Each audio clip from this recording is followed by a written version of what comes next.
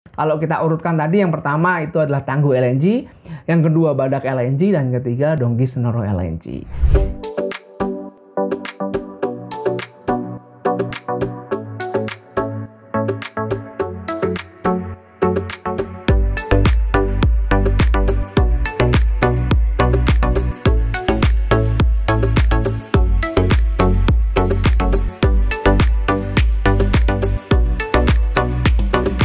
Hai, welcome back to my YouTube channel. Terima kasih buat kamu yang terus setia nonton channel ini.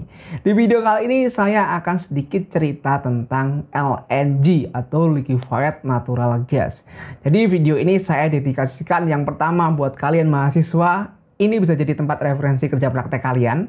Yang kedua buat kalian job seeker, ini bisa jadi referensi dream job kalian. Dan yang ketiga buat kalian yang udah kerja, ya siapa tahu kalau kalian udah experience dan cukup punya banyak pengalaman, kalian mau kerja di sini. Oke, kali ini saya akan coba bahas penjelasan paling simpel dulu. Bang, LNG itu apa sih gitu? Karena mungkin beberapa kalian belum ngerti. Jadi LNG itu kalau cara gampangnya kita memahami itu adalah gas alam atau natural gas yang dirubah fasenya dari gas menjadi cair. Kalau merubah fase dari gas menjadi cair, kita kembali ke pelajaran waktu kita SMP. Kita harus mendinginkan gas ini sampai temperatur tertentu sehingga berubah fase menjadi cair. Nah, temperatur yang dibutuhkan itu adalah minus 160 derajat Celcius. Bisa kalian bayang nggak? Sedingin apa minus 160 derajat Celcius? Kalau bikin es aja itu temperatur 0 derajat. Apalagi minus 160 derajat Celcius. Itu sangat dingin. Nah, by the way, di Indonesia, plant LNG itu cuma ada 3. Yang pertama, ada PT Badak LNG. Yang kedua, ada Tangguh LNG. Dan yang ketiga, Donggi Senoro LNG. Nah, kenapa sih harus dibentuk LNG atau dicairkan? Kenapa nggak disimpan aja dalam fase gas? Jadi gini, kenapa harus dicairkan? Nah, kalau gas itu atau natural gas itu tetap disimpan dalam fase gas, kamu akan mengalami kesusahan dalam distribusinya. Kalau distribusinya masih dalam satu area atau dalam satu wilayah, mungkin masih bisa pakai pipa. Tapi yang jadi masalah, kalau LNG atau gas ini mau kalian kirim ke luar negeri, kan nggak mungkin pakai pipa. Dan nggak mungkin kita kirim dalam fase gas, karena kapasitasnya atau volumenya bakal gede banget. Maka dari itu harus dicairkan biar volumenya mengecil dan mudah untuk didistribusikan ke tempat satu ke tempat yang lain. Apalagi dari negara satu ke negara yang lain. Karena by the way, LNG di Indonesia itu kebanyakan ekspor atau dikirim ke luar negeri. Walaupun beberapa juga ada yang dibutuhkan untuk memenuhi kebutuhan domestik. Nah, itu adalah alasannya kenapa kita butuh LNG atau gas alam yang dicairkan. Nah, saya akan coba bahas satu persatu perusahaan LNG yang udah saya sebutkan di awal tadi. Yang pertama, Badak LNG. Perusahaan ini berlokasi di Kota Bontang, Kalimantan Timur. Beberapa dari kalian mungkin ngira Kota Bontang atau Pulau Kalimantan itu isinya adalah perusahaan tambang semua. Itu salah. Jadi di Kalimantan tuh selain ada tambang, itu juga ada LNG atau perusahaan yang bergerak di bidang pencairan gas alam. Nah, PT Badak ini saat ini memiliki 8 train. Tapi yang jadi masalah, nggak semua trainnya bekerja. Jadi hanya beberapa train saja yang digunakan. Kenapa gitu Bang? Karena kapasitas gas yang dihasilkan sumur-sumur di Kalimantan itu udah mulai menurun. Jadi yang awalnya 8 train itu bisa jalan semua, saat ini mungkin yang bisa jalan hanya 2 train, hanya 3 train, seperti itu. Nah, untuk kapasitas terakhir tahun 2021, saya lihat kapasitas produksi LNG di Badak LNG itu adalah 4,7 MTPA atau million ton per annum. Jadi juta ton dalam 1 tahun.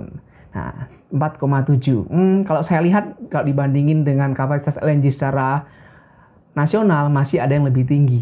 Siapa sih yang lebih tinggi? Tangguh LNG atau Donggi Senoro LNG ya? Nah, tetap pantengin video ini, nanti kalian bakal tahu. Nah, untuk pemilik sahamnya sendiri, PT Badak itu sahamnya dimiliki oleh beberapa perusahaan ini. Nah, mayoritas pemiliknya adalah Pertamina ya. Oke, itu yang pertama. Dan yang kedua adalah Tangguh LNG. Namanya Tangguh LNG. Ini adalah salah satu perusahaan LNG yang berlokasi di Papua Barat. Kalau beberapa dari kalian mungkin kiranya Papua itu adanya Freeport tambang emas. Jangan salah, Papua juga punya LNG. Di sana ada sumur gasnya dan ada perusahaan LNG-nya, yaitu Tangguh LNG. Nah, Tangguh LNG saat ini memiliki 2 train yang sudah beroperasi dan saat ini juga sedang tahap ekspansi train ketiga.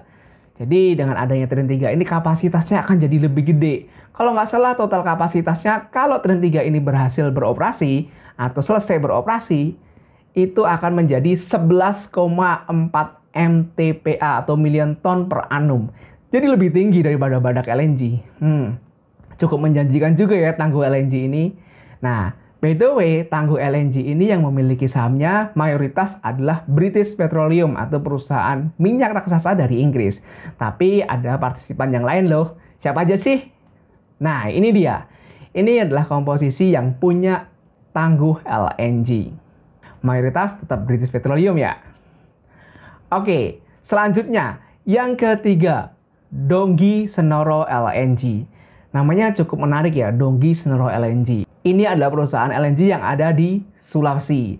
Jadi Sulawesi itu juga punya LNG. Beberapa dari kalian mungkin kiranya Sulawesi itu kayaknya nikel ya, perusahaan nikel ya.